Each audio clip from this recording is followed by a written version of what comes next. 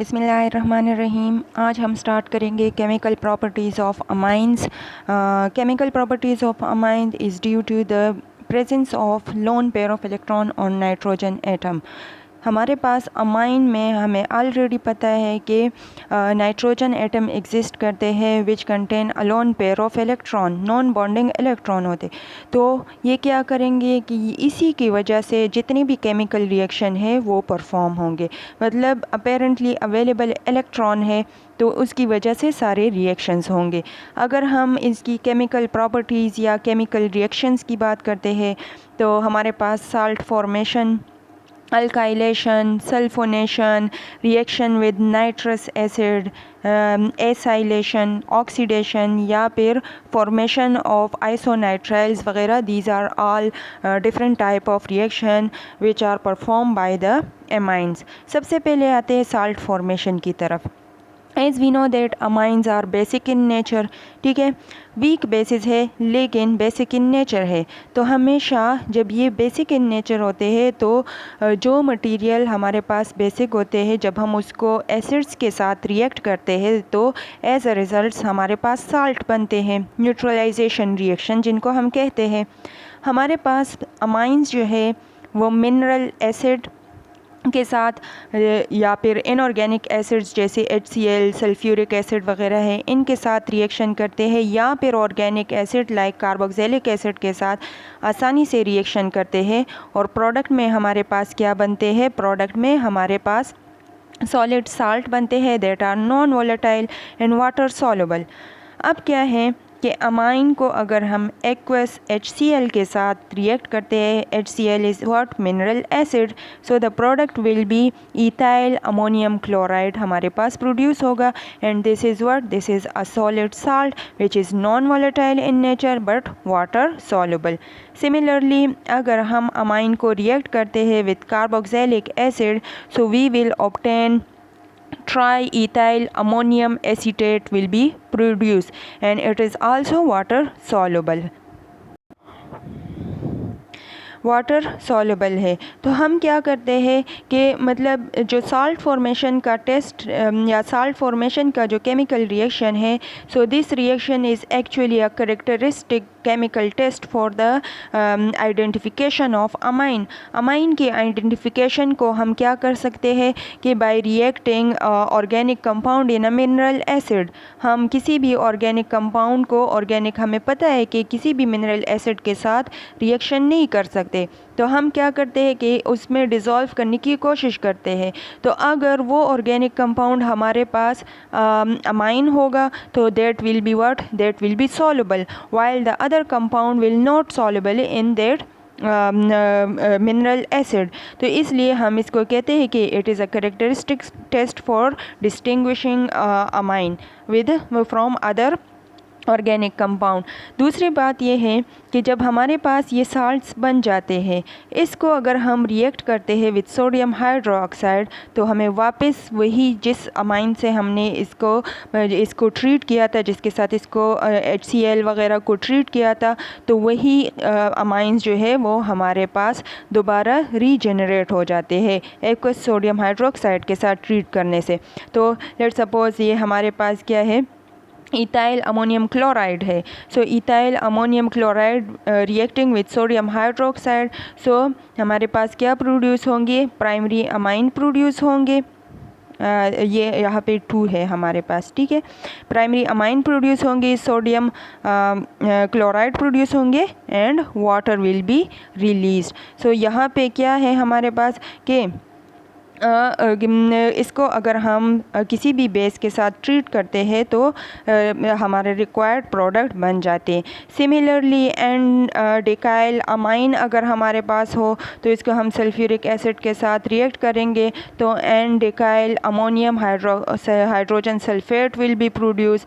Similarly aromatic amine को भी हम रिएक्ट कर सकते हैं तो हमारे पास क्या प्रोड्यूस होंगे? हमारे पास एनेलिनियम क्लोराइड प्रोड्यूस होंगे।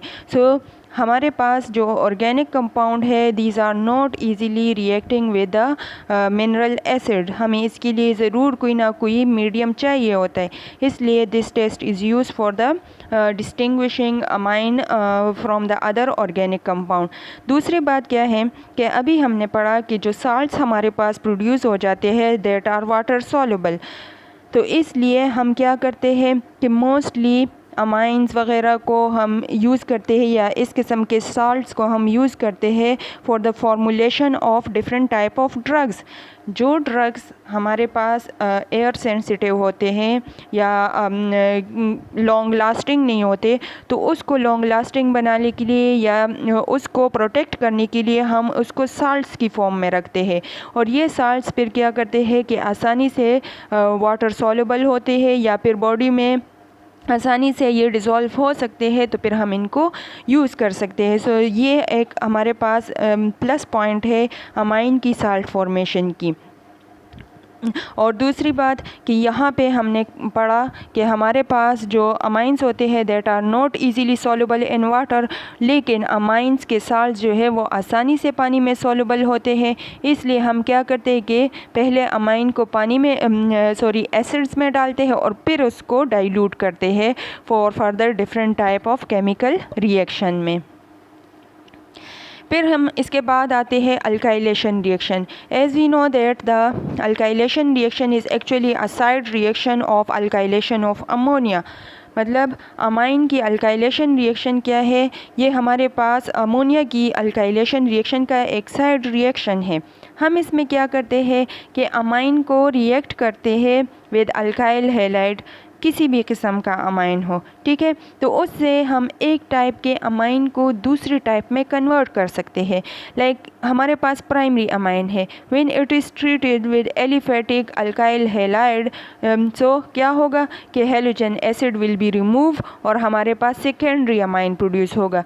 फिर फर्दर इसको अल्काइल हैलाइड के साथ ट्रीट करेंगे तो 3 डिग्री अमाइन हमारे पास प्रोड्यूस होगा, एंड देन अगेन इसको अगर हम अल्काइल हैलाइड के साथ ट्रीट करेंगे तो हमारे पास क्वाटर्नरी अमोनियम साल्ट प्रोड्यूस हो जाएगा। अब ये क्या है कि जो हम अल्काइल हैलाइड यूज़ करते हैं, ठीक है, और जो हम अमाइन यूज़ करते हैं, तो इसमें ये आर एलिफेटिक भी हो सकता है, एरोमेटिक भी हो सकता है। एज़ वेल एज़ हमारे पास क्या है कि हम प्राइमरी, सेकेंडरी, टर्शरी अमाइन को भी यूज़ कर सकते हैं by treating it with alkyl halide, और इसकी वजह से हमारे पास क्या होगा कि जो प्रोडक्ट बन जाता है उसको फिर हम क्या करते हैं, लेट्स सपोज ये हमारे पास इसका प्रोडक्ट बना quaternary ammonium salt, so when it is treated with sodium hydroxide, तो हमारे पास क्या होगी, free amine will be liberated, sodium halide and water will be released. अब 2 किस्म की अल्काइलेशन रिएक्शन हमारे पास होती है, ठीक है। One is known as a exhaustive alkylation methylation and the other is Hofmann degradation reaction. Exhaustive में हमारे पास क्या होते हैं कि हम एग्जॉस्टिव रिएक्शन में primary, secondary and tertiary amine को एक दूसरे से डिस्टिंग्विश करते हैं।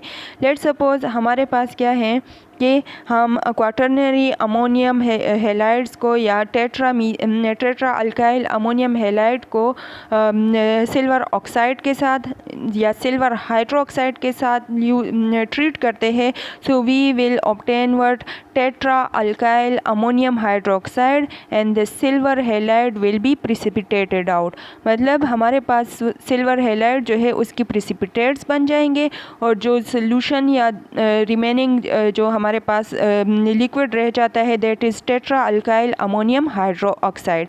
यहाँ पे हम सिल्वर के ऑक्साइड्स यूज़ करते हैं जिसको हम मॉइस्ट कर लेते हैं, मतलब ये silver hydroxide is obtain by treating silver oxide with water. तो ये क्या है कि हमारे पास अगर प्राइमरी अल्काइल हैलाइड हम यूज़ करेंगे, सो प्राइमरी अल्काइल में हमारे पास एक्सेस में हम यूज़ करेंगे alkyl iodide and moist silver hydro oxide हम सिल्वर ऑक्साइड हम यूज़ करेंगे, सो प्रोडक्ट हमारे पास क्या प्रोड्यूस होगा, क्वाटरनरी अमोनियम हैलाइड। अब क्या है कि ये क्वाटरनरी अमोनियम हाइड्रोक्साइड जो है इसको हम क्या कर लेते हैं कि फ़िल्टर आउट कर लेते हैं। जो आपके पास सिल्वर हैलाइड के प्रेसिपिटेट बने हैं इसको हम फ़िल्टर कर लेते हैं। ये जो सोल्यूशन पीछे रह जाता है फिर इसको हम ड्राई कर लेते हैं, इसमें से कोई भी एक्सेस मटेरियल हो वो एवापोरेट हो जाएंगे और हमारे पास pure solid tetraalkyl ammonium hydroxide obtain हो जाएंगे जो कि क्रिस्टलाइन सॉलिड होते हैं। सेकेंड अल्काइलेशन का जो प्रोसेस है, अच्छा इसको हमने अभी पढ़ा कि ये एग्जॉस्टिव मिथाइलेशन जो प्रोसेस है इसको हम primary secondary and tertiary amines को डिस्टिंग्विश करने के लिए यूज़ करते हैं। प्राइमरी अमाइन क्या करेगा कि वो अब 3 जो है अल्काइल ग्रुप को लेगा, किस चीज़ से, अल्काइल आयोडाइड से, ठीक है। अगर सेकेंडरी अमाइन हम लेंगे तो वो 2 अल्काइल ग्रुप अल्काइल आयोडाइड से लेंगे, और अगर हम टर्शरी लेंगे तो वो 1 अल्काइल ग्रुप जो है वो लेंगे, मतलब मिथाइलेशन उनकी होगी। सेकेंड रिएक्शन की बात करते हैं, that is actually another type of alkylation reaction, so it is known as a Hofmann degradation reaction. Hofmann degradation reaction is a type of reaction when we boil the given organic compound above their boiling point. Like इसके जो actual boiling point है उससे above पे हम किसी भी इस organic compound को जब ट्रीट करते हैं so it will be degraded, it will be converted into their corresponding amines, ठीक है। तो हमारे पास क्या होगा, कोरिस्पॉन्डिंग अमाइन बनेगा, इसकी डिग्रेडेशन होगी और इस चीज़ को हम क्या कहते हैं, हॉफमैन डिग्रेडेशन रिएक्शन कहते हैं। लेट सपोज हमारे पास टेट्रामीथाइल अमोनियम हैलाइड है, ठीक है, इसको 130 डिग्री सेंटीग्रेड पे ट्रीट करते हैं, so we will obtain trimethyl amine plus methanol. और ये कौन सा मेकेनिज़्म, इसको हम डिकम्पोजिशन भी कहते हैं, ठीक है, क्योंकि ये डिकम्पोज हो जाता है, ये जो ऑर्गेनिक कंपाउंड था ये हमारे पास डिकम्पोज हो जाता है और SN2 मेकेनिज़्म ये फॉलो करते हैं। लेट सपोज अगर आपके पास कोई भी ऑर्गेनिक कंपाउंड हो, मतलब टेट्रा मीथाइल अमोनियम ना हो, उसमें से कोई एक मीथाइल जो है वो, ये कोई एक अल्काइल ग्रुप जो है वो मीथाइल के अलावा हो, मतलब लॉन्गर चेन हो, so the mechanism will be followed by E2 mechanism. यहाँ पे क्या होगा कि हमारे पास E2 मैकेनिज़्म फॉलो होगा और हमारे पास इसकी डिग्रेडेशन से क्या प्रोड्यूस होंगे, इसकी डिग्रेडेशन से हमारे पास अल्कीन प्रोड्यूस होंगे, ठीक है। मतलब बेस जो है वो क्या कर लेगा, यहाँ से प्रोटॉन लेके चला जाएगा वाटर की फॉर्म में, और यहाँ पे क्या होगा कि नाइट्रोजन पे पॉजिटिव चार्ज है तो ये इससे इलेक्ट्रॉन लेके आपके पास टर्शी अमाइन बना लेगा और यहाँ पे हमारे पास ये अपने आप को स्टेबल करने के लिए अल्कीन में कन्वर्ट हो जाएगा। सो हमेशा हमारे पास किसी भी कंपाउंड के अंदर एलिमिनेशन और सब्स्टिट्यूशन रिएक्शन के दरमियान में कंपटीशन होती है।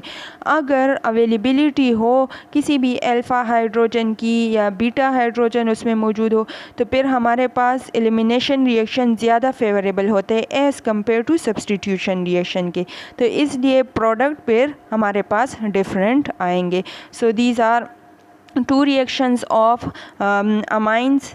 इसके बाद हम और रिएक्शंस भी अमाइन के पढ़ेंगे नेक्स्ट वीडियो में। Thank you so much.